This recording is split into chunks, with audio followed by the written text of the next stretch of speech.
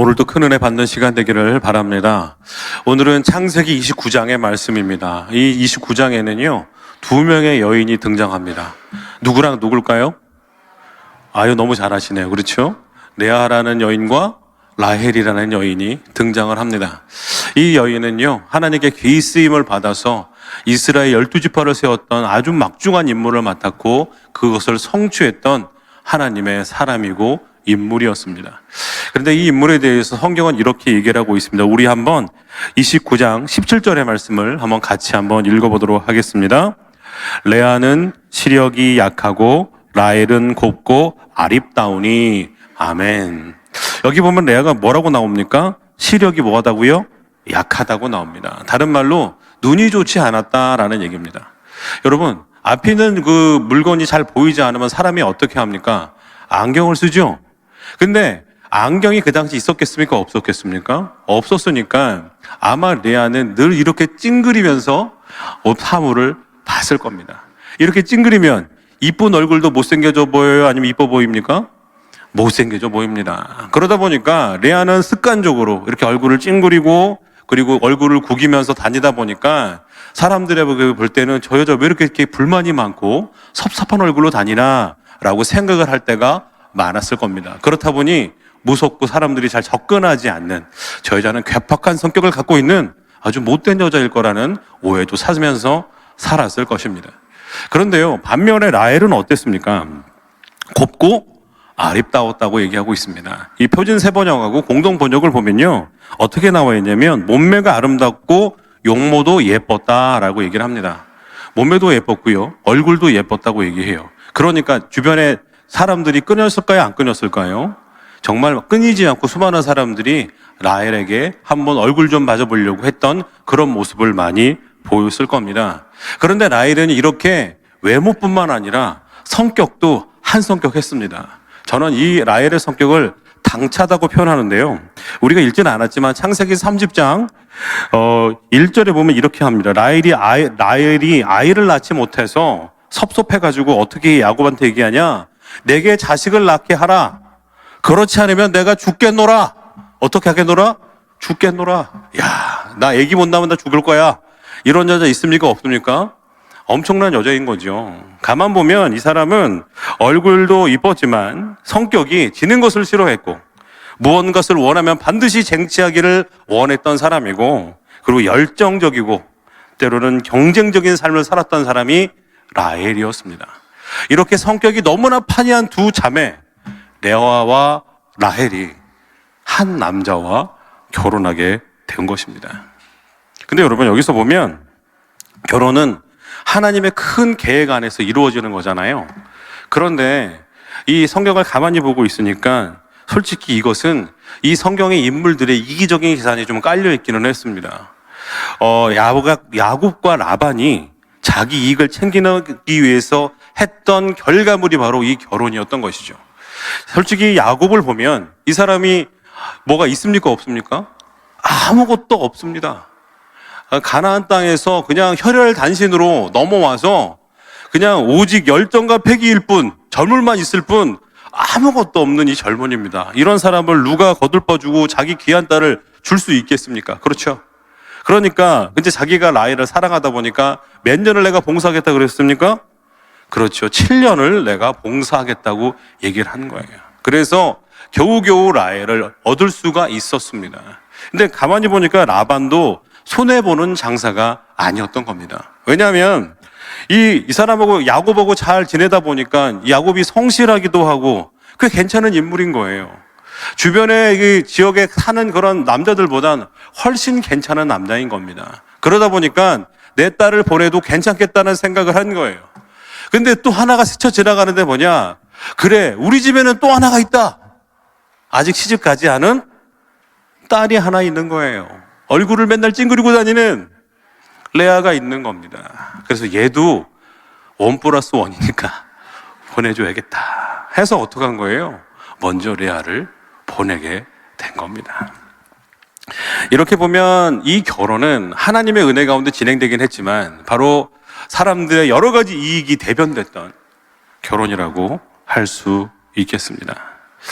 그런데 이런 결혼이 과연 행복하기만 했을까요? 아니요, 그렇지는 않았습니다. 우리 30절의 말씀을 한번 같이 읽어보도록 하겠습니다. 야곱이 또한 라헬에게로 들어갔고 그가 레아보다 라헬을 더 사랑하여 다시 7년 동안 라반을 섬겼더라. 아멘. 여기서 중요한 단어는 뭐냐면 그가 레아보다 누굴 더 사랑했다고요? 라헬을 더 사랑했다고요. 사랑하는 거 목사님 좋잖아요. 근데 이건 문제예요. 덜 사랑하는 거. 그리고 더 사랑하는 거. 이거를 뭐라고 얘기합니까? 전문용어로? 잘 모르십니까? 편예. 뭐라고요? 편예라고 얘기를 하죠. 이렇게 편예의 삶을 살았던 사람이 누구예요? 야곱이었습니다. 그런데요, 여러분, 이 야곱도 솔직히 얘기하면 자기가 원하는 결혼이 아니었기 때문에 레아를 그냥 데리고 사는 것 자체가 은혜라고 생각하고 편애가 당연시할 수 있습니다. 그런데요, 이 편애가 얼마나 괴롭고 고통스러운지를 직접 체험했던 사람이 바로 야곱이었어요. 왜냐하면 야곱도 자기 집에서 형 에서와 자기가 살면서 엄청난 편애를 당했습니다. 목사님 그거 어떻게 알아요? 그렇죠? 근데 어떻게 할 수 있냐면 예서가 이삭이 예서를 축복하겠다고 데리고 오라 그러잖아요. 그걸 속여서 야곱이 대신 축복받지 않습니까? 근데 그 축복받을 때 나중에 그 예서인 줄 알고 축복해주고 예서가 억울해가지고 나한테 축복해줘서 했을 때 이삭이 했던 얘기가 뭐냐면 너에게 더 이상 해줄 축복이 없다. 이삭이 얼마나 끔찍하게 예서를 사랑했는지를 알 수가 있고 바로 야곱을 그렇게 사랑하지 않았던 것을 보게 됩니다. 이렇게 야곱도요, 그 가정 안에서 엄청난 편애 속에서 고통스러워하고 아파했던 사람이 바로 야곱이었던 겁니다. 그런데 이 야곱이 오히려 지금 두 사이에서 뭐 하고 있어요? 편애를 하고 있어요. 사랑의 불균형 속에서 이 레아와 라헬을 모두 고통 가운데 이끌어가고 있습니다. 여러분 생각을 해보십시오. 지금 이 야곱의 집에는 두 텐트가 있어요. 그죠? 두 텐트가 있는데 한쪽에는 누구의 집 텐트일까요? 레아의 텐트입니다. 한쪽에는 라헬의 텐트예요. 이제 야곱이 하루 일과를 끝내고 집으로 터벅터벅 걸어오고 있어요. 레아랑 라헬도 하루 종일 남편을 기다렸겠죠. 맛있는 음식을 하고 남편이 좋아하는 그런 여러 가지 화장도 하고 기대도 하면서 오늘은 내 텐트로 들어오겠지 기대를 했을 거 아닙니까? 누구보다 두려워했던 사람은 레아일 겁니다. 오늘 설마 남편이 안 들어오는 거 아닐까? 아니야, 들어올지 몰라. 그러면서 기대하면서 두려움 반으로 기다리고 하루 종일 기다렸던 사람이 레아와 라헬이었을 겁니다. 그런데 야곱이 어딜 들어갈까요? 이 무정한 남자가 어딜 들어갈까요? 그냥 레아한테 안 들어가고 라헬한테 쏙 들어가는 거예요. 그러면 하루 종일 기다렸던 이 레아가 얼마나 고통스럽고 슬펐고 마음이 아팠겠습니까? 옆 텐트에서 들리는 웃음소리와 다정한 목소리가 오히려 레아의 마음을 후벼파고 괴롭게 했을 것입니다. 근데 이런 일들이 하루 이틀 일어나는 게 아니었어요. 우리 31절의 말씀도 한번 읽어볼까요? 여호와께서 레아가 사랑받지 못함을 보시고 그의 태를 여셨으나 라헬은 자녀가 없었더라. 여기서 보면 사랑받지 못한다는 의미가 나와 있는데요, 여기에는 사랑받지 못한다는 이 단어가 단순히 덜 사랑받는다는 것을 넘어서서 더욱더 미움을 받거나 거부당하는 삶을 살아가는 거예요. 근데 이게 분사의 형태를 지니는데 이게 뭐냐면 이게 한 번의 상태로 끝나는 게 아니고 계속 반복돼서 일어나는 거예요. 그러니까 이 레아는요, 사랑받지 못하고 오히려 미움받거나 거부된 삶을 하루 이틀 산 게 아니라 계속해서 몇 년 동안 이렇게 살았던 겁니다. 이쯤 되면 레아가 불쌍해요, 안 불쌍해요? 저도 말씀을 준비하다가 레아가 불쌍해가지고요, 마음이 너무 아파 죽을 뻔했습니다. 그런데 더 불쌍한 건 뭐냐면 레아가 미워하고 섭섭해야 될 대상이 누구예요? 자기 사랑하는 여동생인 거예요. 마음대로 미워할 수 있어요, 없어요? 마음대로도 미워할 수가 없는 거예요. 그렇게 끊임없이 남편에게 외면당하고 미움받으면서 마음속 깊이 상처받고 그러면서 수년간을 살아온 사람이 바로 레아였습니다. 거듭 말씀드리지만 제가 이 말씀을 준비하면서 참 레아 안타깝다, 정말 잘 됐으면 좋겠다 이러면서 말씀을 준비했습니다. 그런데 이 레아에게 반전의 사건이 일어나는 거예요. 우리가 31절의 말씀을 읽었지만 다시 한번 31절의 말씀을 주목해서 봤으면 좋겠습니다. 31절의 말씀입니다. 여호와께서 레아가 사랑받지 못함을 보시고 그의 태를 여셨으나 라헬은 자녀가 없었더라. 여러분, 사랑받지 못한다라고 하는 레아가 주어인 것을 보지 마시고 그 주어에는 누가 있냐면 여호와께서 그것을 보셨다는 겁니다.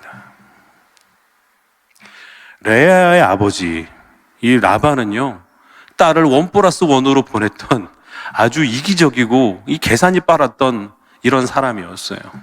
딸의 생각이나 행복을 고려하지 않고 그냥 무작정 보냈던 사람이 육신의 아버지라면, 영적인 아버지니 하나님께서는 뭐 하셨냐?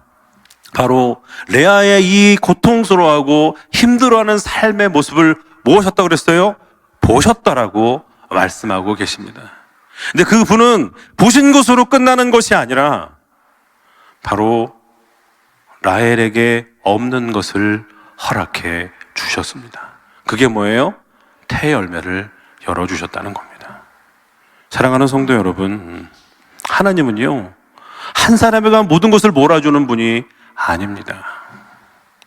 부족하면 채워주시는 분이고요, 연약하면 다시 도와주시는 분이고요, 쓰러져 있으면 다시 일으켜 주시는 분이 우리가 믿는 하나님임을 여러분 기억하시기 바랍니다. 그래서 하나님을 뭐라고 표현하시냐? 공평하신 하나님이라고 고백하는 겁니다. 어떤 하나님이라고요? 공평하신 하나님. 이 공평하신 하나님에 대한 고백이 누구의 고백이었냐? 송명희 시인의 고백이었습니다. 내성마비로 아무것도 움직일 수 없고, 정말 사람이 볼 때는 가장 밑바닥 인생을 살아가는 그녀가 고백했던 것이 뭡니까? 아무것도 주시지 않은 하나님, 나에게 너무나 차별하시는 하나님이 아니라 공평하신 하나님이라는 거였습니다. 하나님은 다른 사람이 보지 못하는 것을 내게 보게 하셨고, 다른 사람이 갖지 못하는 것을 갖게 하셨다라는 것입니다. 오늘 레아가 만난 하나님은 바로 이런 공평의 하나님인 줄 믿습니다. 그리고 여러분이 믿는 하나님이 바로 이 공평의 하나님을 믿으시면서 하나님을 바라보며 살아가는 여러분 되기를 소원합니다. 여기 보면 하나님께서 레아에게 태의 문을 열어주셨다고 했죠. 근데 하나님이요, 조금만 열어주신 게 아니에요. 그냥 숨풍숨풍 열어주신 거예요. 그래서 무려 몇 명을 낳습니까? 몇 명이요? 일단 4명을 낳습니다, 여러분. 4명을 낳는데 그 중에 연속으로 3명을 낳는 사람이 있었습니다. 첫 번째 이름이 뭐냐? 르후벤. 두 번째 이름이 뭐예요? 시므온. 세 번째 이름이 레위라는 겁니다. 그런데 우리는요, 성경 속에서 이름을 주목해 봐야 됩니다. 이 성경에 나오는 이름들은요, 때로는 신앙의 고백일 때가 많이 있어요. 르후벤, 보라, 아들이라는 말은 레아의 첫째 아들이었습니다. 그런데요, 어떻게 고백하셨냐? 이렇게 고백합니다. 여호와께서 내 괴로움을 돌보셨으니 이제는 내 남편이 나를 사랑해 줄 거야 라고 해서 지었던 이름이 뭐예요? 르후벤입니다. 둘째 시므온의 이름이 뭐냐? 들으심인데요. 왜 들으셨냐? 여호와께서 내가 사랑받지 못함을 들으셨으므로 이 아들을 주셨다라고 얘기를 합니다. 그러면서 셋째의 이름은 뭐냐면 레위인데요, 레위의 뜻은 연합입니다. 이제는 내 남편이 나와 함께 연합하겠지라는 간절한 바람을 갖고 이렇게 이름을 지었다고 하는 것이죠. 이 이름에는 레아의 소망이 달려져 있습니다. 남편이 나와 함께 살기를 원하는 소망입니다. 그런데요, 이 이름에는 레아의 신앙 고백도 있는 거예요. 루벤이 보라 아들이라 그랬죠. 그러면서 레아가 고백했던 게 뭐냐?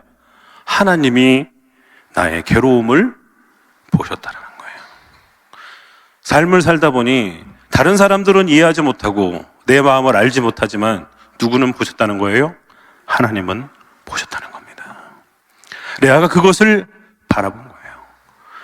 하나님께서 자기의 고통스러우니 외면의 고통들을 어느 누구도 듣지 않았지만 이 하나님은 들으셨다는 거예요. 이렇게 레아는 정말 제가 설명해 드렸던 것처럼 남편의 사랑을 받지 못하고 편애받으며 끊임없이 상실감 속에 고통 속에 살았던 삶이었지만 끝까지 하나님을 붙잡았던 믿음과 인내가 있던 하나님의 사람이었음을 오늘 이 신앙 고백을 통해서 우리가 알 수 있습니다. 사랑하는 성도 여러분, 우리도 이런 레아와 같이 믿음을 가지고 살아가는 여러분 되기를 소원합니다. 우리도 살다 보면 내가 원하지 않는 자리에 있을 때가 있습니다. 간절히 원하지만 이루어지지 않을 때가 있습니다. 스스로 상처에 되새기며 아파하고 실망하고 무너질 때도 있습니다. 하지만 여러분 기억하십시오. 나의 고통을 뭐 하신다고요? 보고 계시는 하나님이 있다. 나의 울부짖는 이 부르짖음을 들으시는 내 아버지가 있다라고 하는 그 믿음을 갖고 오늘 하루도 때로는 힘들지만 이 어려운 삶을 묵묵히 걸어가는 여러분 되기를 소원합니다. 이렇게 레아는요, 고통 속에서 하나님을 바라보며 믿음으로 살았던 여인이었습니다.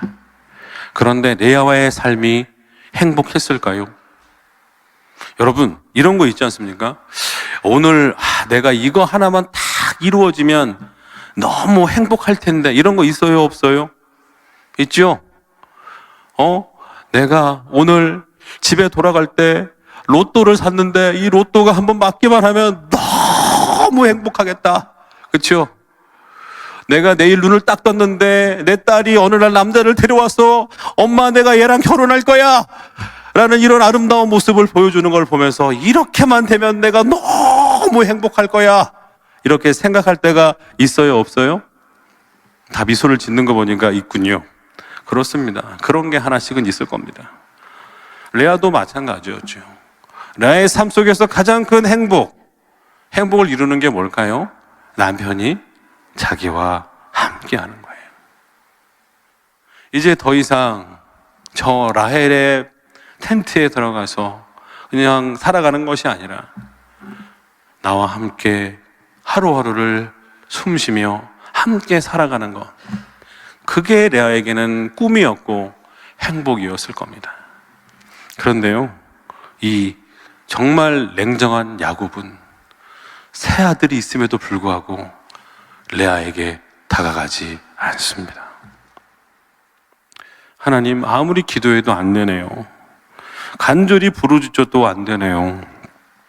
제가 3명의 아들을 낳았지만 여전히 남편은 저희를 외면하고 와주지 않네요. 이런 기도를 했을 겁니다. 우리가 레아는 절망 속에서 하나님께 매달리며 인내하며 간절히 바랬지만 결국 그가 원하는 것을 이룰 수가 없었던 거예요. 또 레아의 삶이 슬퍼지기 시작합니다. 그런데요, 놀라운 반전이 35절에 있습니다. 우리 35절의 말씀을 함께 읽어보도록 하겠습니다. 그가 또 임신하여 아들을 낳고 이르되 내가 이제는 여호와를 찬송하리로다 하고 이로 말미암아 그가 그의 이름을 유다라 하였고 그의 출산이 멈추었더라. 아멘. 사랑하는 성도 여러분, 이거 보시면 지금까지 레아는 자기의 행복이 남편이 자기를 사랑해주면, 남편이 나와 함께만 하면 내가 행복할 줄 알았어요. 그것만 이루어지면 내 삶의 모든 것이 이루어질 것 같았어요. 그런데요, 여러분, 그래서 불행한 밤을 보냈고 고통스러운 밤을 보내지 않았겠습니까? 그런데 어느 날 깨달은 게 있는 거예요. 뭐냐? 환경은 바뀌지 않았어요. 여전히 텐트는 두 개가 있어요. 여기는 레아의 텐트고 여기는 라헬의 텐트예요. 여전히 일과가 끝나고 야곱이 집에 돌아오면 어디로 가요? 라헬한테 가는 거예요. 환경은 변하지 않았어요.